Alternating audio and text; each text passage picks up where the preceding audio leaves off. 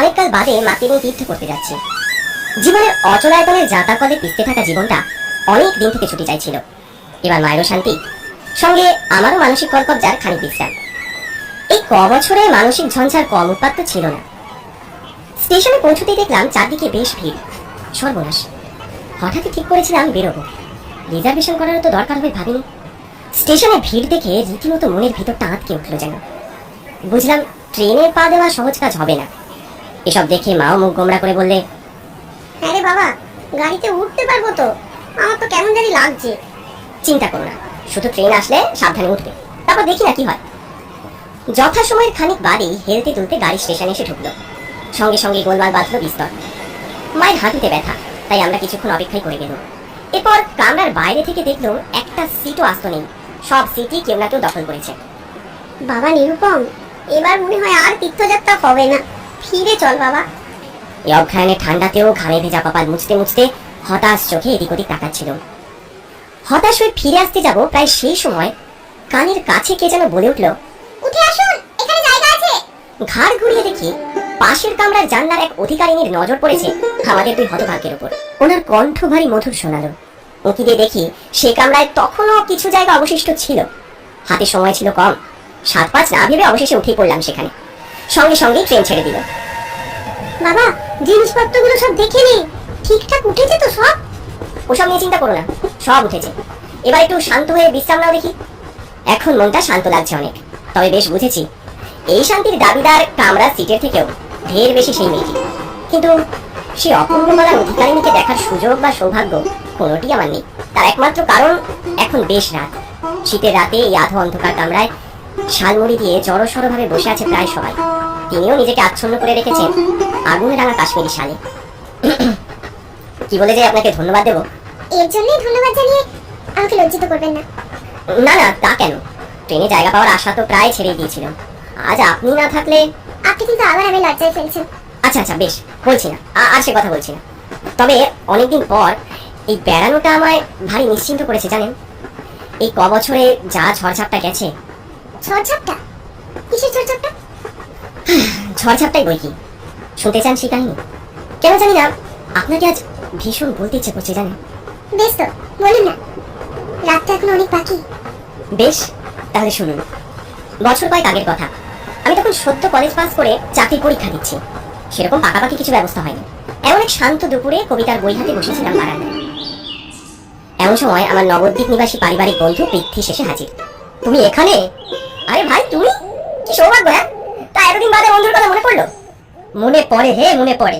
নানা কাজে ব্যস্ত থাকি, তাই এদিকে আসা হয় না। তা কেমন আছো বলো? চলে যাচ্ছে, চাকরি বাকরির চেষ্টা করছি। তোমার খবর কি? আজ আমার খবর নয়, আজ আমি তোমার জন্য এক বিশেষ খবর এনেছি। দেখি জামার খুঁট থেকে একখানা ছবি বের করে বাড়ি দিল আমার দিকে। চিত্রা, ভালো নাম জানা হয়নি, তবে রায়বাড়ির একমাত্র মেয়ে।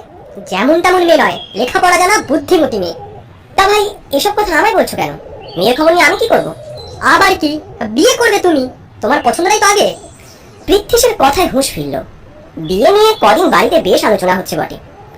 এখন তার কারণ বুঝলাম। হাতের ছবিটা উল্টে নিয়ে দেখতেই স্তব্ধ হয়ে গেলাম। কৃষ্ণকলির ওই কাজল রাঙা দু চোখের দিকে তন্ময় হয়ে তাকিয়েছিলাম। কি, চোখ সরাতে পারলে না তো? এবার গিয়ে বাড়িতে কথা পারি তবে।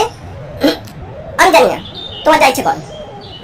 ততদিনে চিত্রার একটা চিত্র আমার মনে গেঁথে গেছিল বুঝলেন। বুঝলাম, কিন্তু আমার মনে একটাই কৌতূহল যাচ্ছে।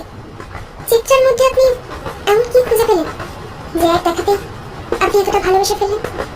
জানি না জানেন, হয়তো ওই চোখ আমায় বড় আকৃষ্ট করেছিল, কিংবা ওই মুখ। তবে আমাদের বাড়িতে যে কোনো কিছুই আমার নিয়মে চলে না। আমার বাবা নেই, আমি যখন খুব ছোট তখন উনি গত হয়েছেন।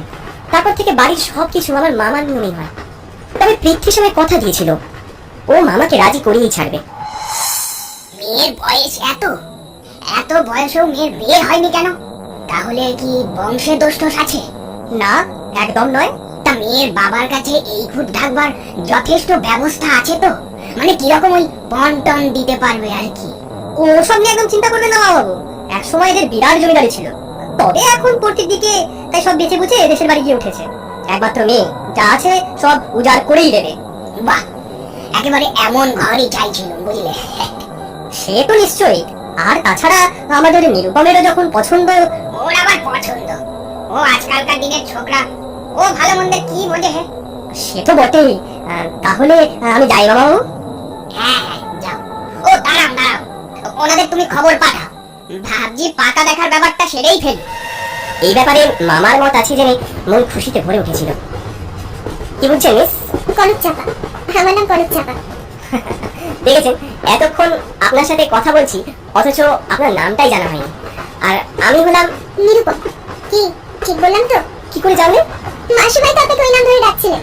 ওহো, সত্যি আপনার প্রশংসা না করে পারছি না। এই রে, অনেকটা রাত হয়ে গেল, দেখুন ট্রেনে প্রায় সবাই ঘুমিয়ে পড়েছে। আপনাকে মনে হয় আমি সত্যি সত্যি খুব বিরক্ত করছি, তাই না? আরে না না, কি যে বলেন, আমার তো বেশ লাগছে। তারপর চিত্রাকে যখন প্রথম সামনে থেকে দেখলেন, কি মনে হলো? দেখিনি তো, আমার মামা নিজে গিয়ে বিয়ে পাকা করে এসেছিলেন। তবে আমার সাথে চিত্রার একবার টেলিফোনে কথা হয়েছিল, জানেন, পৃথ্বীশ কথা বলিয়ে দিয়েছিল। তারপর যেন সময় কাটছিল না, ছুটছিল। দেখতে দেখতে বাড়ির সামনে মস্ত সামিয়ানা খাটলো, যেখানে যত আত্মীয় স্বজন এসে জুটে গেল। বিয়ের দুদিন আগে চিত্রার বাবা বিশ্বনাথ বাবু আসলেন আশীর্বাদ করতে। প্রথম সাক্ষাতেই দীর্ঘদেহী নিরাড়ম্বরহীন মানুষটাকে দেখলে সম্ভ্রম জাগে মনে। আমাদের বিশাল বনেদি পরিবার, বুঝলেন মশাই? এই শহরে বহু বড় বড় পরিবার থেকে সম্বন্ধ এসেছিল, যার তার সাথে তো আর আমাদের ছেলের বিয়ে দেওয়া যায় না, কি বলেন? বিশ্বনাথ বাবু শুধু ঘাড় নেড়ে জবাব দিয়েছিলেন, উনি বেশি কথার মানুষ নন, 10টা কথা বললে একবার উত্তর দেন। হয়তো সেই জন্যই আমার মামার ভারী পছন্দ হয়েছিল ওনাকে। আমার মামা সবসময় চাইতো মেয়ের ঘর এমন হোক যাতে মাথা নিচু থাকে, আবার দুহাত ভরে যৌতুক দিতেও বাঁধবে না। বিচিত্র মানুষ বটে, তবে ওনার জন্যই আপনার এই গল্পটা বেশ জমে উঠেছে। জানি না সত্যি ঠিক কি চান উনি, পণ নিয়ে কি কথা হয়েছিল সেও আমার জানা ছিল না। তবে বিয়ের দিন যা হয়েছিল আমি তা কোনো দিন ভুলব না, আমার সারা জীবনেও নয়। আমার চিন্তা, আমার চেতনা, বুদ্ধি সমস্ত হেট হয়ে গেছিল সকলের সামনে। ধুমধাম করে বরযাত্রী গেল রায়বাড়ি, সানাই, বাঁশি, ব্যান্ড, আরো কত কি। কেন জানি না সেদিন মামার মেজাজটা বেশ বিগড়েছিল। এসব সাজানো হয়েছে, এই নাকি জমিদার ছিল, ঠিক করে কোনো আপ্যায়ন নেই, প্যান্ডেলের কোনো আড়ম্বর নেই, আত্মীয় স্বজনদের কাছে মাথা কাটা যাচ্ছে। মামা, এসব শুনে ওনারা খারাপ ভাবে। চুপ কর তুই। এই যে প্রীতি, তুমি বাবা কোন বাড়িতে এনে ফেললে আমাদের? না মানে আসলে মামা কি হয়েছে। থাক, অনেক হয়েছে, আমাকে ঘোল খাওয়াবে ভেবেছে, আমিও ঠাকবার লোক নই। এই যে কোথায় গেলেন বিশ্বনাথ বাবু? মামা যেন ওখানে শোরগোল ফেলে দিল। বিশ্বনাথ বাবু হন্তদন্ত হয়ে এলেন। কি হয়েছে কি বাবু, কি ব্যাপার? সেরকম কিছু তো হয়নি, তবে আপনারা যদি আমাদের ঠকাতে চান, এবার হবে। মেয়ের গয়নাগুলো দিয়ে যান, সবকটা যাচাই করা হবে। এইসব কি হচ্ছে বাবা, তুমি অন্তত কিছু বলো। না, আমি সেদিন কিচ্ছু বলতে পারিনি। কোথেকে একটা শ্যাকরাকে ধরে আনলো মামা। চিত্রার গা থেকে সব গয়না খুলিয়ে এনে অন্য একটা ঘরে নিয়ে ওগুলোকে পরীক্ষা করতে শুরু করলো। আমার নিজের উপর ভীষণ ঘৃণা হচ্ছিল। সেদিন চোখের সামনে এত বড় একটা অন্যায়কে আমি কি করে সহ্য করলাম আমি নিজেও জানি না। কিছুক্ষণ পর বিশ্বনাথ বাবু রীতিমতো কাঁদতে কাঁদতে আমার কাছে এসে বলেছিলেন, বাবা বাবা তোমরা চলে যাও এখান থেকে, দয়া করে আর এসো না। যারা মনে করে যে বাবা তার মেয়ের গয়না চুরি করবে, তাদের ঘরে আমার মেয়ে না হয় নাই যাক। এখনো বসে আছিস তুই? চলে আয়, আর এক মুহূর্ত এই বাড়িতে নয়। আমি স্তব্ধ হয়ে গিয়েছিলাম সেদিন। ঠিক সেই সময় অন্দরমহল থেকে শুনেছিলাম চিৎকার, হাহাকার। বাবা, বাবা, বাবা কি হয়েছে তোমার? ব্যাস, ওই শেষবারের জন্য আমি চিৎকার কণ্ঠ শুনতে পাই। তারপর বহু কাল কেটে গেছে। আমি জানি না সেদিন ঠিক কি হয়েছিল, তবে এটুকু খুব ভালো করে জানি সেদিন মামার বিরুদ্ধাচরণ না করে আমি মোটে ঠিক কাজ করিনি। ঘুমিয়ে পড়লেন নাকি? না, ঘুমাবো কেন, আমি আজও জেগে আছি। আচ্ছা, একবারও ভেবে দেখেছি সেই মেয়েটি কি হলো তারপর? মিথ্যে বলবো না, অনেক ভেবেছি। তবে আমার মামা বাবু চাইতেন না যে ওই বাড়ির সঙ্গে আমি আর কোনো যোগাযোগ রাখি। তাই নাকি? যাতে আপনাদের কেউ দোষারোপ না করতে পারে, তাই না? যাতে ক্যানিংয়ের দত্ত বাড়ির সঙ্গে আবার সম্বন্ধ স্থাপন করা যায়, তাই না? কে আপনি? আমি হতচকিত হয়ে গেলাম। ঠিক সেই সময় ট্রেনটা ঝাঁকুনি দিয়ে থেমে গেল। কি হয়েছে? সামনে কেউ কাটা পড়েছে, তাই নাকি? চলে দেখি না। মুহূর্তে কান্না ফাঁকা হয়ে গেল। যে কজন জেগেছিল সকলে দেখতে গেল কি হয়েছে। সামনে বসা মেয়েটি খিলখিল করে হেসে উঠল। আপনি যাবেন না, সহ্য হবে না। মানে কি বলছেন এসব? ঠিকই বলছি। জানতে চান আমি কে? মেয়েটি চাদর সরালে আমি আটকে উঠলাম। ওর সারা মুখ ঝলসানো পোড়া। ওই মুখের দিকে আমি তাকিয়ে থাকতে পারলাম না। পরমুহূর্তে মনে হলো এই মুখের সাথে তোর ছবিতে চিত্রার মুখের হুবহু মিল। কি করে সম্ভব? আমি কনক চাপা। আমার আরো একটা নাম আছে, চিত্রা। এবার চিনতে পারছেন আমায়? চিত্রা? আপনার এই অবস্থাগুলো কি করে? জানতে চান কি হয়েছিল সেদিন? তবে শুনুন গল্পের শেষটা। সেদিন আপনার মামার কারণে পেটটা ভেঙে গেল, আর সেই মণ্ডপেই আমার বাবা অসুস্থ হয়ে শয্যাশায়ী হল। একজন লগ্ন ঘোষটাকে এই সমাজ কি চোখে দেখে তা নিশ্চয়ই আপনার জানা আছে। সেই ঘটনার পর থেকে আশেপাশের লোকজন আমাদের মৃত্যু চোখে দেখা শুরু করলো। সামনে পিছনে আমাকে নিয়ে অশ্লীল কথাবার্তা চলতো।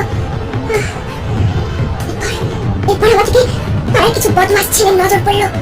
আমি ভালোভাবে বাঁচতে চেয়েছিলাম, ওরা দেয়নি বাঁচতে। এক রাতে অন্ধকারে কয়েকজন মিলে ঘিরে ধরে আমার শরীরের উপর ওরা ছুঁড়ে দিল অ্যাসিড। সারা শরীরটা ঝলসে গেল আমার।